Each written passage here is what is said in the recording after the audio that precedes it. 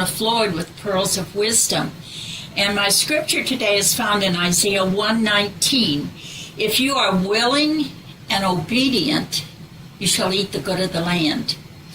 You know, sometimes we get things on our platter that we didn't really want. Sometimes things happen to us that we inherit from others, and some things happen like Paul. He's 3 different times he had some trials that things happened that were not of his own doings. Well, some of the things that happen to us are not sometimes of our own doing. But I was going through a real hard financial situation, and I found myself going to a deposition. And on the way to the deposition, I was bawling like a baby. And the Lord spoke to my spirit, and he said, "Why are you crying?" And I said, "Lord, I've never been through anything like this before, and I don't like the position I'm in. I didn't ask for this. I inherited this. And Lord, I don't know what to do." And he said, "You know I'm with you at all times." But he said, "I'm going to ask you to do 3 things.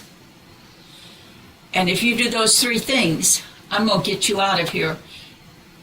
And I'm going to take care of the situation for you." Now, he gave me the 3 things to do. Now, some of it was going to be off the top of my flesh. I was going to have to just take my flesh and control it. And we didn't always want to do things like that. But, you know, I had a choice. Because he asked me to do it, was I going to do it, or was I going to be disobedient? It said, this scripture says, if you're willing and obedient, you'll eat the good of the land. I said, "Yes, Lord, I'll do it." I went on up, went through everything. It took over a year, but at the end of that year, I was completely out of it. Because I had said, "Lord, I'll do it." Now, I'd had some tests in there. God asked me if I was willing to do it, and there were some tests that came up to really, I had to face up, was I willing to do what he had asked me to do? You know, some of you are waiting for a miracle, but God has given you some things to do.